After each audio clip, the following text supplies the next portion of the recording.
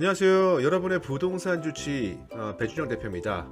오늘 이 시간에는요, 실무에서 건물주하고 임차인 간에 상당히 자주 발생되는 분쟁에 대해서 한번 설명해 드리려고 해요. 바로 대수롭지 않게 생각하고 썼던 임대차 계약의 특약 한 줄 때문에 임대인은 10년 동안 임차인에게 발목을 잡힐 수 있다는 사실, 여러분들 알고 계셨나요? 설마 나에게도 이런 일이 발생하겠어? 라고 생각하실 수 있겠지만은 실제 실무에서는 너무도 자주 발생되는 사례입니다. 그러니까 이 영상 끝까지 시청해 주시기 바라겠습니다. 먼저 얼마 전 저를 찾아온 의뢰인의 사연부터 한번 소개해 드릴게요. 이번 의뢰인의 경우는요, 마포구 서교동에서 꼬마 빌딩 임대업을 하시는 분이세요. 근데 이분께서는 약 2년 전에 새로 신규 임차인하고 임대차 계약을 체결을 했고, 그때 당시 임대차 계약 조건 자체가 두 개 층을 쓰는 조건으로 해서 보증금 1억 원에 월세를 400만 원으로 체결하는 조건이었어요. 근데 이 금액 자체가 실제 인근 지역의 시세, 대략 그게 한 월세가 700만 원 정도 됐거든요. 그 시세보다 약 300만 원 저렴한 조건으로 체결하는 그 조건이었습니다. 그렇게 했던 이유가요, 임차인이 시설 투자를 많이 하고 들어오기 때문에 최소한의 가게 자리를 잡고 투자금을 회수하는 절대적인 시간이 필요했기 때문입니다. 여기서 이제 건물주 역시 임차인하고 상생하자는 그 마음에 정확하게 2023년도 1월 1일부터 2025년도 1월 1일까지 2년 동안은 월 임대료를 400만 원으로 하되, 그 2년이 이제 끝나고 재계약을 할 때죠. 재계약을 할 시점에는 인근 지역의 시세에 준하게 임대료를 인상하기로 한다라는 특약사항을 걸고 임대차 계약을 체결했어요. 여기까지만 보면 상당히 좀 훈훈하죠. 그렇게 이제 서로 훈훈하게 계약을 체결한 것처럼 보이지만은, 문제는 임대차 계약이 만료가 되는 즈음에 발생이 됐습니다. 건물주는 임대차 계약의 종료가 되기 2개월 전에 임차인한테 연락을 했어요. 자, 이제 임대차 기간이 도래가 되면은 과거에 말씀드렸던 것처럼 주변 시세에 준하게 700만 원 이상으로 임대료를 인상하겠다라고 이제 통지를 했던 거예요. 근데 이제 결과는 어떻게 됐을까요?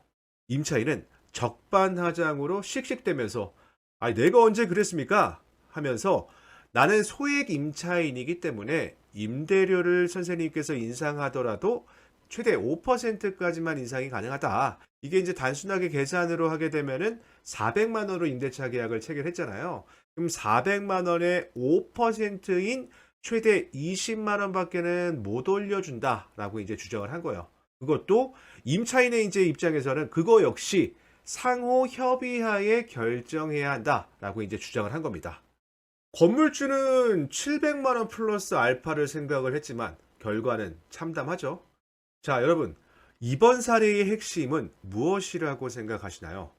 이런 경우가 실무에서는 상당히 많이 빈번하게 발생이 돼요.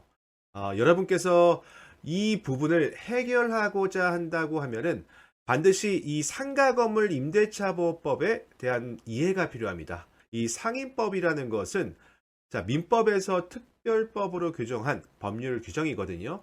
이 설립 취지 자체가 사회적인 약자에게 불리한 조항은 편면적 강행 규정으로서 절대적인 무효다. 그렇기 때문에 이 법에서 규정하고 있는 것은 임차인의 생존권을 보호하자는 명목으로 설립이 된 겁니다.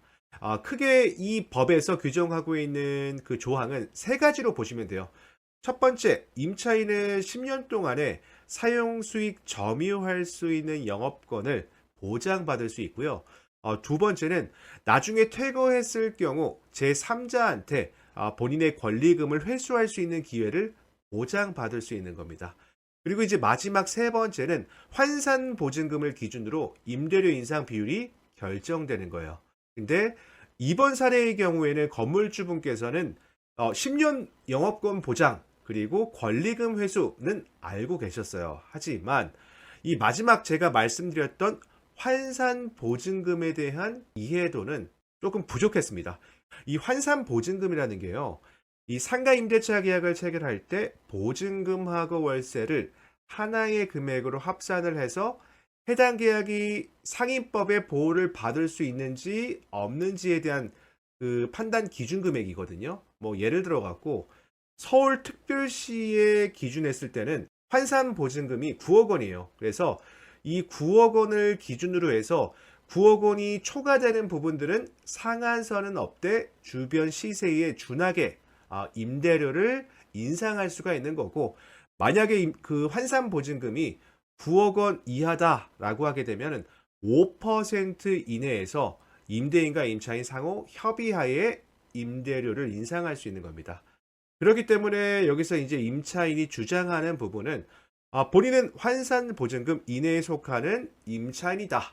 그래서 5% 이내라고 주장을 하는 그 부분이에요. 월세가 저희가 400만 원으로 체결했잖아요. 그럼 환산 보증금이 5억 원이 되는 겁니다. 그래서 임차인은 최대 5%까지만 임대료를 인상할 수가 있고, 그거 역시 상호 협의하자라는 스탠스로 지금 주장을 하는 부분입니다.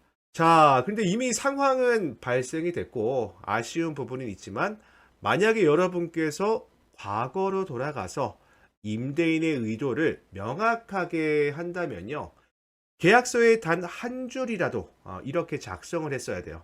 어떤 건지 제가 한번 말씀을 드려볼게요. 이 문구를 응용해서 여러분께서 한번 쓰시면 됩니다. 본 계약의 월 차임, 그리고 이제 그 차임을 적어야겠죠. 월 차임은 임차인의 상당한 규모의 시설 투자 또는 기타 특수한 사정을 고려해서 인근 지역의 동종 상가의 시세, 그게 이제 현재 시세를 의미하는 거예요. 그래서 현재 시세가 월 한 700만 원 정도 된다라고 하면은 현재 시세를 이제 적시를 하고, 이 금액은 일시적으로 감액한 금액이다. 그래서 따라서 계약갱신 시에는 임대인은 상가 건물 임대차법에 따른 5% 증액 제한을 적용하지 않고 본래의 시세 차임인 700만 원까지는 증액 청구할 수 있으며, 임차인은 이에 동의한다라고 작성을 했어야 돼요.